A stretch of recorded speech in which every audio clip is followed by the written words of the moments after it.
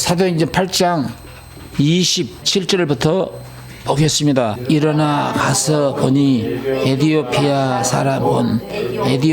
여왕 간닥의 모든 국고를 맡은 큰 권세 있는 내시가 에베아로 예루살렘에 왔다가 돌아가는데 병거를 타고 선지자 이사야의 글을 읽더라. 성령이 빌립더러 이르시되 이 병거로 가까이 나가라 하시거늘 빌립이 달려가서 선지자 이사야의 글을 읽는 것을 듣고 말하되 읽는 것을 깨닫느뇨.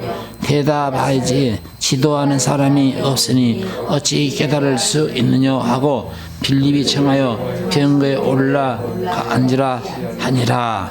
그리고 이제 이게 쭉 32절 이하에 보면은 이사야 53장을 지금 이렇게 내려갔던 거예요. 그걸 지금 빌립 집사가 풀어서 해석해 줘가지고 이 사람이 구원받는 장면이 나옵니다. 34절 읽습니다.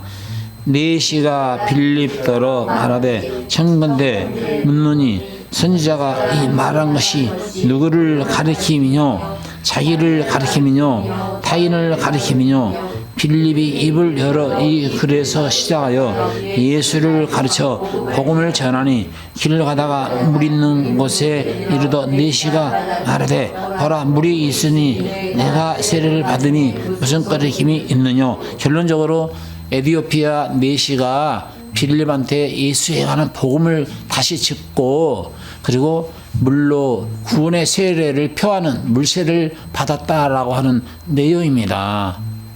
오늘 사도행전 8장에는 에디오피아 내시가 구원받는 장면이 나오고 사도행전 9장에는 사울이 다메섹 도상에서 빛 대신 예수 그리스도를 만남으로 구원받아서 바울이라고 하는 이름이 사울이 바울로 바뀌는 역사, 그리고 이방인의 대사도로 쓰임받은 장면이 다메섹도상에서 변화받고 쓰임을 받았다고 하는 것을 우리가 알아야 할 것입니다. 그리고 10장에는 고넬료 이방인 고넬료가 구원받은 장면이 소개되어 있어요. 오늘은 에디오피아 내시가 구원받은 장면에 대한 이야기를 해드리려고 합니다. 여러분, 에디오피아 내시는 간닥의 국고를 맡고 있는 사람으로서 오늘날로 말하면 큰 권세가 있습니다. 간닥의 국고라고 한다면은 여왕의 당시 그 나라의 에디오피아의 왕실에 국고를 맡았다고 한 거 보니까 국무위원 중에서도 높은 급에 속해 있는 큰 권세 있는 사람이라고 할 수가 있겠지요. 그런데 중요한 것은 그가 얼마나 진리를 사모했고 간절히 찾았고 헤매했으면 에디오피아에서 예루살렘까지 예배를 드리러 왔다는 거거든요. 무엇을 타고? 그때 당시 교통수단이 별로 좋지 않았을 때니까 마차를 타고 아꼈지요. 뭐 길도 그렇게 좋지 않았을 겁니다. 그러니까 덜렁거리는 마차를 타고 예루살렘까지 예배를 드리고 왔다라고 하는 것을 보면은 진리에 대한 갈망하는 마음이 정말 누구보다 대단했던 것 같아요. 진리를 갈망하고 진리를 사모하고 흠모하고 복음을 찾기를 원하고 내가 생명을 받기를 원하고 하나님의 생명을 간절히 원하는 사람은 이렇게 빌립 집사 같은 사람을 만나는 거예요. 오늘날 집사들 많지요. 한 교회 성도가 한 100명이면 집사가 80명 내지 90명 정도 됩니다. 10분을 연쳐줘서 다른 데 못 가게 하려고. 그건 다 서리 집사를 해가지고 좀 무식한 말로 말하면 개집사들이 개집사. 집사 정도 되면 이 빌립 집사 정도 돼야죠. 근데 이 빌립 집사가 다가가가지고 에디오피아 내시아에게 깨우쳐 줘서 결론적으로 읽는 것을 깨닫느냐라고 물었어요. 그러니까 그가 말하기를 지도하는 사람이 없는데 내가 어떻게 깨달을 수가 있겠느냐 이런 말을 했단 말이에요. 여기서 짚고 넘어갑시다. 자, 먼저 에디오피아에서 지금 예루살렘까지 정도의 거리는 울퉁불퉁하는 거리를 마차를 타고 달려왔으니까 얼마 정도 될까요? 약 키로수로 환산하게 되면 약 한 750km 정도? 750km면은 서울서 부산까지가 500km 되나요? 500km, 480km 정도 되죠. 그러면은 그 정도면은 서울에서 부산까지 고속도로를 차를 몰고 가도 5시간을 가는데 덜렁거리는 마차를 타고 예루살렘까지 왔다는 거 보니까 약 도보 보행거리가 약 25km, 약 한 달 정도 걸리는 그런 거리를 마차를 타고 와서 예배를 드렸다는 거예요. 그만큼 진리에 대해서 갈망하는 마음이 있었다는 것이죠. 신분이 낮은 사람도 아니고 신분이 높은 권세 있는 사람이 말입니다. 간다기에 국고를 맡았으니까 대통령 비서실장은 아닌다 한다 하더라도 어쨌든 간에 대통령 직계 가까이에서 정말 일을 보는 국무위원 중에 한 사람이라는 거 보면은 대단한 권세가 있는 사람 아닐까요? 여기 보니까 큰 권세가 있는 사람이라고 말하고 있잖아요. 모든 국고를 맡은 큰 권세가 있는 메시아가 예배하러 예루살렘에 왔다가 다시 내려간 장면 아닙니까?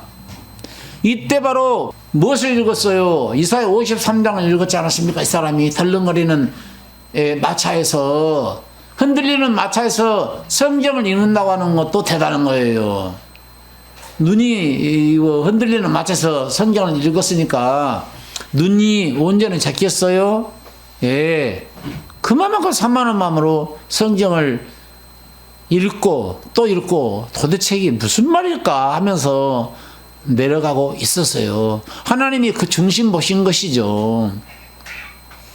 에티오피아 메시의 중심을 보시고 빌립이 다가가서 언제 나타났는지는 몰라요. 성경에 보니까 빌립이 다가온 장면은 소개되지 않아요. 근데 26절에 보니까 주의 사자가 빌립더러 일러 가로되 일어나서 남으로 향하여 예루살렘에서 가사로 내려가는 길까지 가라 하니 그 길은 광야라. 그러니까 빌립이 예루살렘이 유대 나라입니다. 유대 나라에서 지금 광야로 간다는데 이 빌립이 또 뭘 타고 갔겠어요? 내가 볼 때는 하나님의 전지전능하신 방법으로 해오리 바람을 타고 갔든지 구름 날개를 타고 갔든지 아무튼 순간 이동이 이루어진 거예요. 이때는요.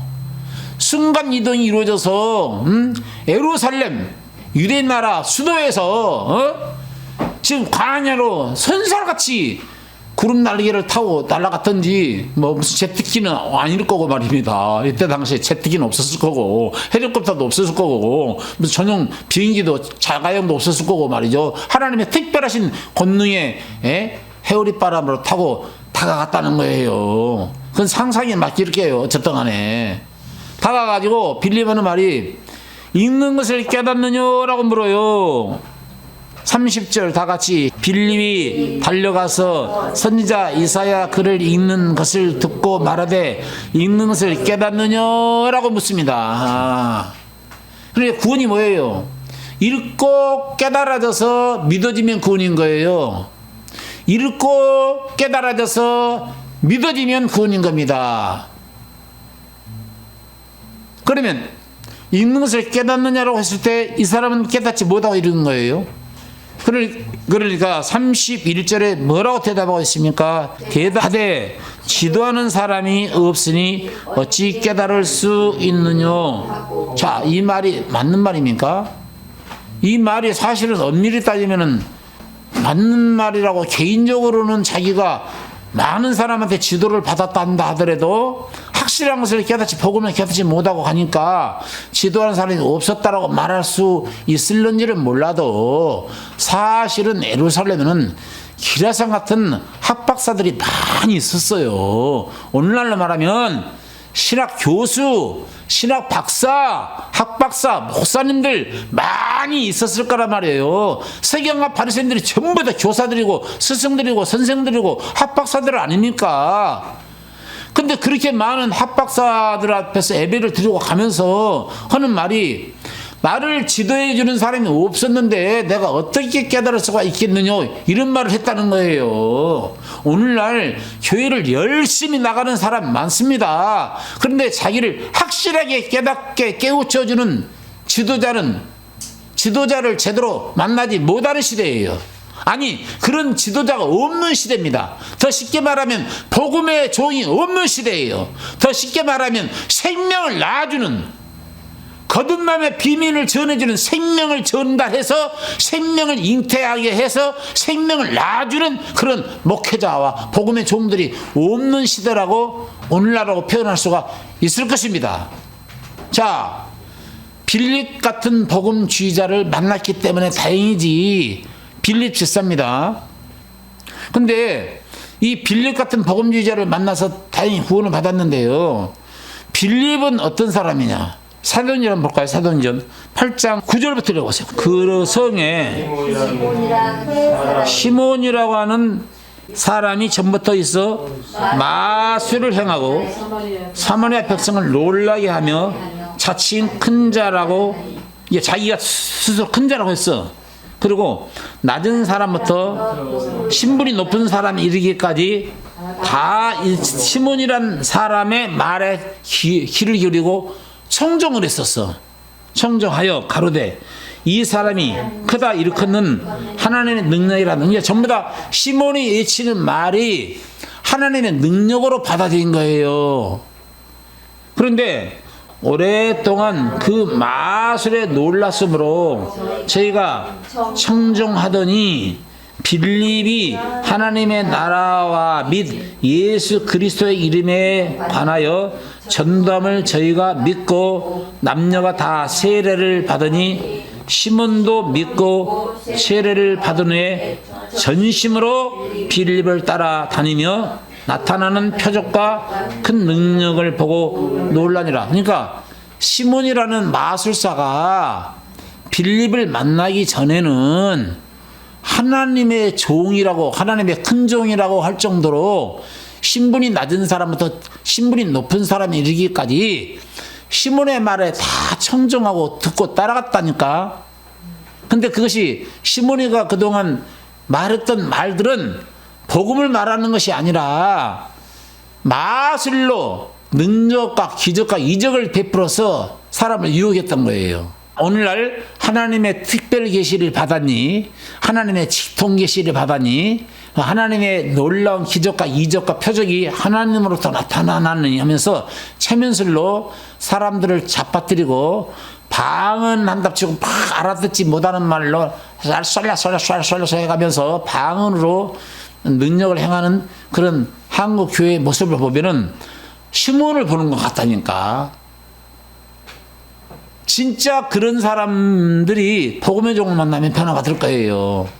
시몬이 바로 빌립을 만나가지고 전도함을 듣고 빌립에게 세례받았어요. 세례받고 나타나는 표적과 능력이 놀랐어요. 그러니까 시몬이 빌립한테 세례까지 받고 전심으로 빌립을 따라다니기까지 했네. 따라다녔어. 시몬이라는 사람이, 마술사가. 그리고 예루살렘에 이제 사도들에게 보고가 돼 사마리아도 하나님의 말씀을 받았다 함을 듣고 그때 바로 베드로와 요한을 보냈어. 사마리아에 복음 빌립 집사로 인해서 복음이 전파됐다 하니까 큰 사도들이 들어온 거야. 그래서 베드로와 요한을 보내서 베드로와 요한이 와가지고 하는 말이 성령을 받기를 기도했어요. 성령 받기를. 그러나 이 사람들 다 성령을 받았습니다. 그런데 16절에 보니까 이는 아직 한 사람에게도 성령 내리신 일이 없고 오직 예수 이름으로 세례만 받을 뿐이면, 게 빌립 집사가 전도함을 듣고 빌립 집사는 세례 베푸는 일까지만 행했어요. 그리고 이때 마술사 시몬도 세례까지는 받고 전심으로 빌립을 따라다니기까지는 했어요. 근데 아직 성령은 내리지 않았어요. 성령은 어느 때 내려옵니까? 성령은 죄사함의 속죄를 풀어줄 때 죄가 사해질 때 성령이 선물로 온다라고 사도행전 2장 38절에 말씀하고 있잖아요. 그러니까 제3의 희소식을 베드로와 요한이 재차로 증거했겠지요. 빌립 집사한테 1차적으로 깨진 사람들에게 제3의 희소식을 전했을 거란 말이에요. 그러니까 성령이 그들이 제사함 받고 안수를 받음에 성령이 임했어요. 18절 읽어봅시다. 시몬이 사도의 안수함을 성령 받는 것을 보고 돈을 들여 가로되 이 권능을 내게도 주어 누구든지 내가 안수하는 사람을 성령을 받게 하여 주소서 하는 게 돈 주고 성령을 살려고 했던 사람이에요. 이 간사한 사람이잖아요. 끝까지 사건 노릇 해먹으려고.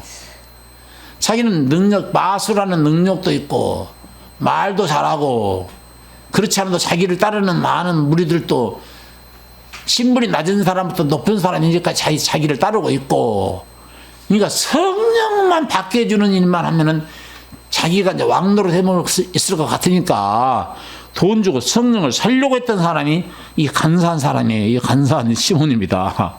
그러니까 20절에 뭐라고 말합니까? 그런데 내가 하나님의 선물을 돈 주고 살 줄로 생각하였으니 내 은과 함께 내가 망해버려라. 어찌 하나님의 은사를 공짜로 베풀어 주신 은혜를 제사 받으면 선물로 공짜로 주는 하나님의 은혜를 돈 주고 살려고 하느냐? 너는 네 돈과 함께 망해버려라 이 말이야. 그러니까 오늘날 돈 싸잡아가지고 교회 가지고 성령을 받으려고 하는 사람 많고, 돈 싸며 들어가가지고 목사 안수 받으려서 받고, 그런 가짜 목사 많습니다. 제대로 성령을 받고 제사 받고 복음을 제대로 배워가지고 목사가 돼야 되는데, 돈만 내면 신학교에서 체제만 밟으면 목사 다 되는데 뭐 복음 몰라요. 가짜 목사들 그래서 많습니다. 시몬 같은 사람, 네 돈과 함께 망해버려. 이게 이 사악한 종아, 어찌 하나님의 선물을 돈 주고 살려고 했더냐.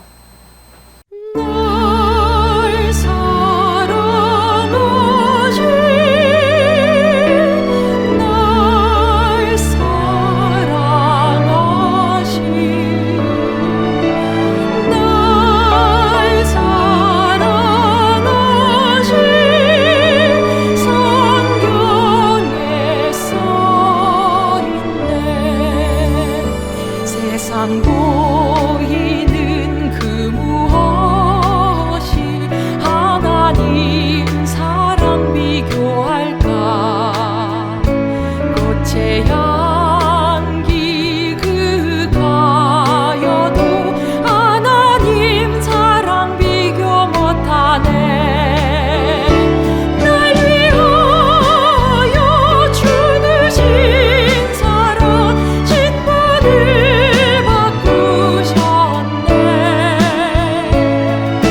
십자가 죽음 천국 가는 구원의 날이 되게 하셨네. 날 사랑하신 날 사랑하신 날 사랑하신 성경에 써있네.